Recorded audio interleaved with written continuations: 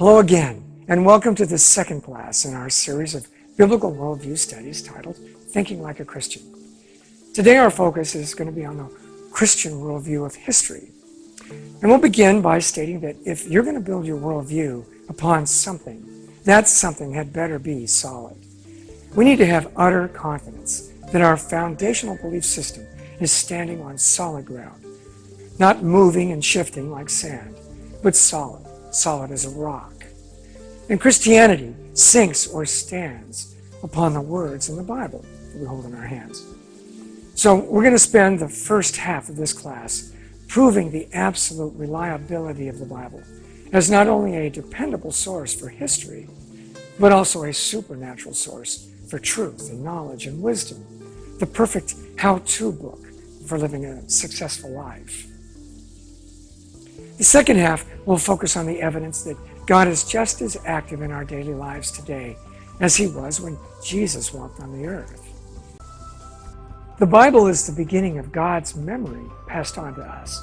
It's his personal diary that he inspired men to write down meticulously so that all of us, as his children, would know his story, the history that led up to this moment in time when he called us to follow him.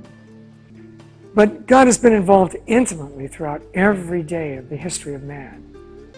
And everything that has occurred in time since the writing of the Bible is still a continuation of God's memory. History is a record of everything that God has done in the workings of his people. Therefore, as children of God, for us to forget any portion of God's history is the equivalent of forgetting a portion of him. So if the Christians don't remember the true history of God and what he's done through the ages, who will? He thought every moment was important. Shouldn't we? Now, this is the outline for today. We're going to cover three major areas in regard to the Bible. First, the Bible is supernatural in its origin. Most university professors today view the world from a naturalist's perspective. They were raised under this Darwinian belief that there's nothing other than what you can see, touch, taste, and feel. But Christianity goes well beyond that. We believe firmly in the supernatural, and supernatural simply means above and beyond the natural. What we'll show you in this class is that the Bible is supernatural in its origin. It's come to us from a source outside, from above and beyond this world. Secondly, the Bible is supernatural in its transmission. Well, what do you mean? Well, how did it get to us? You've heard people say, how can you trust the Bible? It's so old, it's been translated so many times, it's just a bunch of myths and contradictions. Well, we'll see about that. Third, the Bible is supernatural, otherworldly in its message. God has provided many proofs that the message contained in our Bible came to us from outside of our time dimension, which you'll see.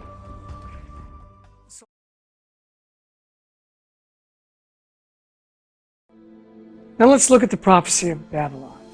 In 690 BC, the city of Babylon was 196 square miles. That means it was nearly the size of the city of Chicago. To give you an idea, this is just downtown Chicago. That's not even a quarter of Chicago, and Babylon was much bigger than this. It was surrounded by a 30-foot moat, which must have been quite a deterrent for anyone thinking that they might be able to jump over the wall and conquer it. Now, it had double walls around the entire city. The outer wall was 30 stories high. How high is 30 stories? About that high.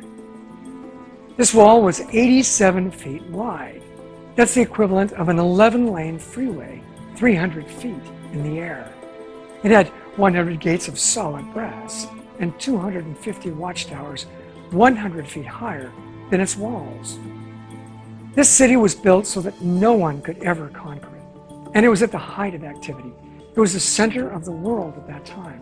So between 701 and 680 BC, Isaiah writes this prophecy, and it's fulfilled 150 years later, just as you'll see.